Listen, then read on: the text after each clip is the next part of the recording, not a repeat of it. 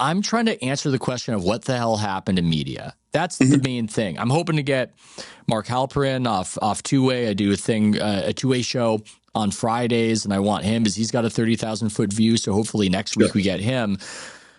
Something happened, and it's not just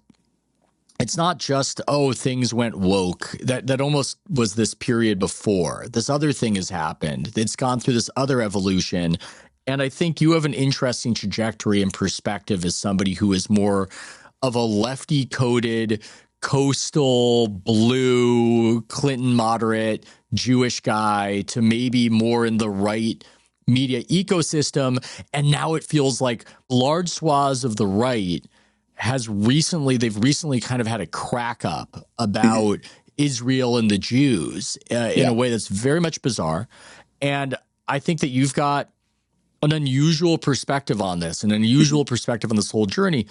And maybe we start it here. I saw you posting or retweeting about how Twitter's considering pulling back from their monetization efforts. Do you think that's part of... They went ahead and then announced that was quote unquote fake news, and they're not. Oh, God damn it. Yeah. But maybe somebody monetized that fake news. Hopefully they monetize that. God damn it. Well, okay. So I'm throwing a lot at you. What the hell has happened?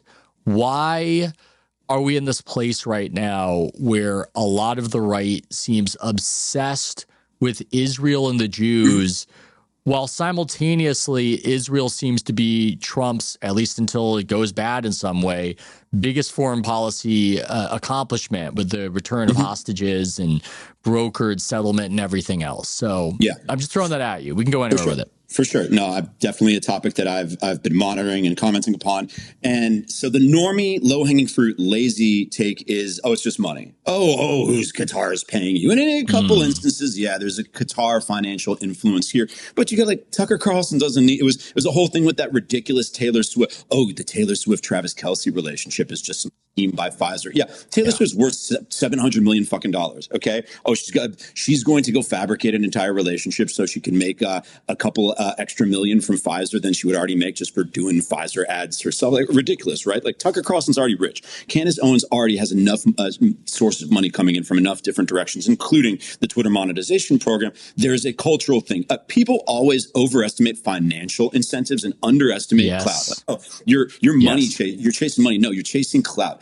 And it's audience capture. Once someone attaches themselves, once a commentator, a thought leader, quote unquote, attaches themselves to a body of thought or a perspective, they run in that lane. Okay. And the Tucker Carlson is interesting because this even just came up this morning just before we were going to talk, but it reaffirmed so many of these observations.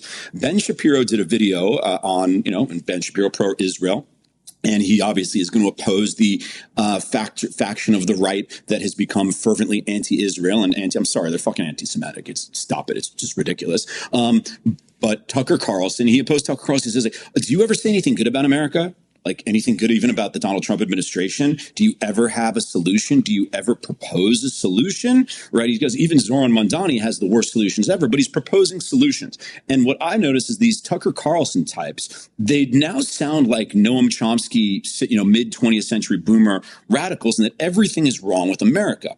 And the idea or the area of thought that they are occupying is that now that, the winds have shifted culturally, even though there's been a retrenchment on woke. Now that institutions and the establishment in America represents more liberal values, the conservatives who now consider them subversive, everything about them is about how the ruling class and governing class in America has screwed us, right? That's Tucker Carlson. The elites, the governing class. That's why he goes to Russia and goes around and, highlights the Russian subway system about how beautiful it is. And, why aren't our American urban cities like this and so beautiful? And the products and produce at the Moscow grocery store are affordable and this and that. And so his entire shtick is the American institutions, the American governing class, the military establishment, the quote unquote elites are fucking us. They are the problem. They are the villain. Thus, anyone that aligns themselves or anyone that establishment aligns themselves with is also the enemy. And looking at the current foreign policy hostile adversarial situations in Russia, Ukraine, our foreign policy establishment, the leaders, our elites support the Ukraine, so they must be the bad guy. Ukraine is in alignment with our establishment. They are mooching off us. We don't. We are diverting resources and trying to support the Ukraine at the expense of cleaning up problems in America. Similar with Israel. Israel's infiltrated our government. Look, they're in the people that Tucker Carlson considers the true villains, i.e., the Democratic establishment, the military-industrial complex, our foreign policy establishment. Those are his true villains. So whoever his true villains then are more aligned with are also the true villains. The fact that Israel accepts far less aid from us than these people seem to suggest, and they ignore the aid that the Palestinian authorities in Gaza has gotten over the past decade. That doesn't seem to bother them. But if they are looking at who's impacting America first, why are we not solving our problems of ugly subway systems and inflated produce? It's because of who we're aligned with, not because of who our enemies are. That is that is the foundational thinking right there, and it ends up aligning with Noam Chomsky. Every exposition of American power, strength, and authority is evil, and America's always wrong. And that's what Ben Shapiro's like. Do you ever have anything good to say? It's like, maybe, listen, maybe the foreign policy establishment botched Iraq, but maybe they're not quite wrong on the idea that Hamas are nihilistic butchers. And even if Benjamin Netanyahu's probably a little bit off the reservation on his worst day, he's not 1/50th as barbaric as these people. Maybe that's not such a crazy idea. But no, Tucker's entire lane is the establishment screwing us. Israel's aligned with the establishment. Thus, Israel is controlling America, bullying us. And that's why America First is not happening. All right. So you said a lot there. And we can take it in various directions. No, a lot that I agree with. I mean, they have gotten quite Chomskyite on the Tucker right, or however we wanted to define them. And that's interesting. Yeah. And I think you made an observation that some of the people listening who vote Democrat, it might not have occurred to them, and they wouldn't even push back on, but it hasn't been introduced to them, which is, if I'm just taking your read on it and adding my own interpretation, Trump winning and the Republicans taking power almost created a bit of a vacuum as to who the nefarious enemy is. If you're on the right and in right media, you can beat up on the Democrats, but they're not the ones who are running things outside of the cities. There are things they run, but you can't credibly act like they've got the big prize and power. So you need some sort of nefarious other to go against. And I do think Israel has helped fill that vacuum in a way. Israel plus Jews. And we can get into that. Yeah, but the reason that it's a similar reason with the Ukraine, right? Why is Ukraine the bad guy? Listen, because I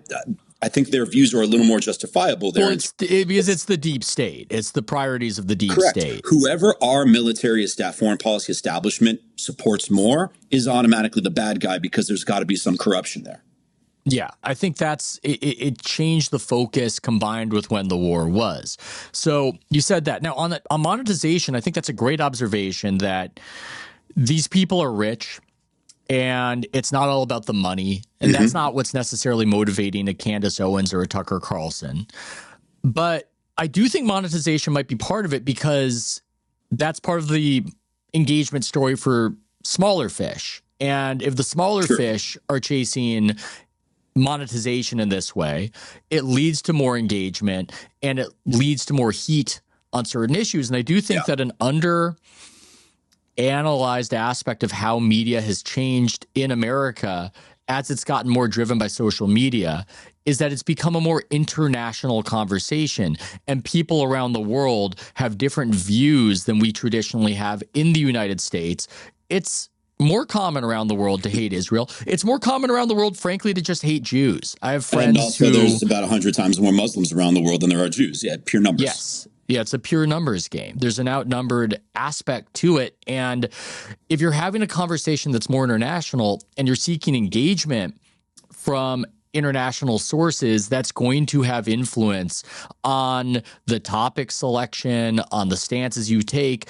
And you look at, I don't know what motivates Tucker Carlson. I don't exactly know what he's all about, but I look at somebody who was fired from Fox News. It was humiliating, I think, because a lot of what happened from my outside read on it is that he supported various kooky candidates in the 2022 midterm on his show. And I think if those candidates won and if the Republicans did as well as was projected and expected by many people in those midterms, I think he would still have a job at Fox News. But the Carrie Lakes of this world came up short. The Mastrianos of the world came up short. He gets booted off of there.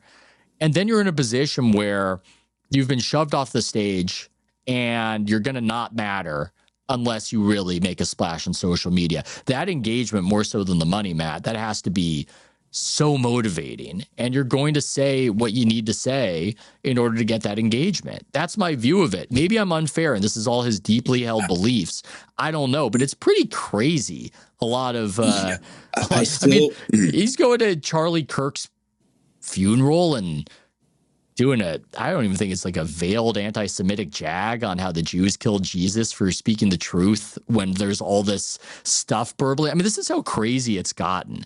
It's gotten so crazy that a kid in Utah shoots Charlie Kirk, and instantly there's a big component of the media on the right who are going, well, obviously Israel, obviously Israel did.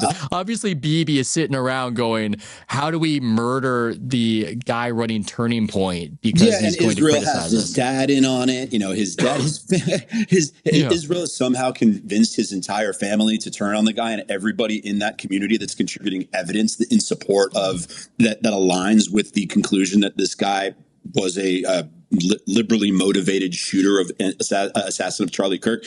Israel apparently has all of these people in on it too. I mean, it's so completely crazy. But I'm picturing Bibi sitting around during the Gaza wars.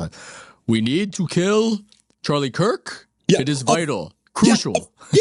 Of all the public figures whose public commentary might be harmful to Israel, you would not put Charlie Kirk in the top 100,000. If they had the power to engineer these assassinations, why on earth would they engineer it from a guy who has been so friendly to them, even though he might have mildly critical? We need to release the sex tape of Glenn Greenwald. People need to know that Glenn Greenwald is gay. They need to know that. We need to release the sex tape. They finally. And then, I'm very sorry. We meant to release a sex tape about Kirk and not and kill Greenwald. Anyway, I'm getting fanciful here, but it's insane. I can't fathom the insanity and the monomania when it comes to this issue. So you did make a correct observation that there is more of a financial incentive for some of the influencers farther down the chain who aren't Candace, like a Hodge twins, right? Like Hodge twins, someone made a point, like you go to their Facebook where they're pretty active. They don't say anything about Israel. On Twitter, they're shitting on the Jews in Israel constantly. So there's a factor. I still think because you might not have as many people in your world who are attach themselves to the conspiracy mindset. And it's not like the conspiracy mindset in an Alex Jones way. It's just a belief that no matter what, if there's an official explanation, that's not the actual explanation, right? Yeah. That in no circumstance, I say it all the time. It's like, how to tell the difference between a good conspiracy theorist and a dumb conspiracy theorist. The dumb conspiracy theorist thinks everything's a conspiracy, right? Yeah. And so I know people in my life, in my world, who are, they're not watching InfoWars, but they definitely think that there are the official story will very oftentimes be a fake one, that there are nefarious forces operating behind the scenes, things of that nature. And they have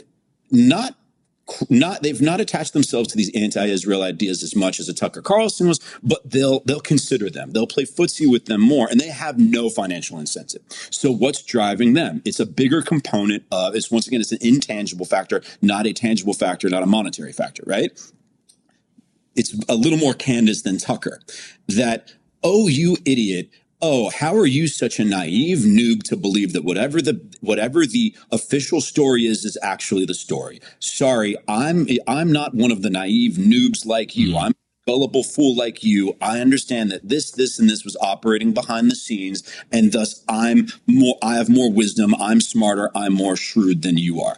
Do you understand how prevalent that dynamic is? Because if you don't, you need to accept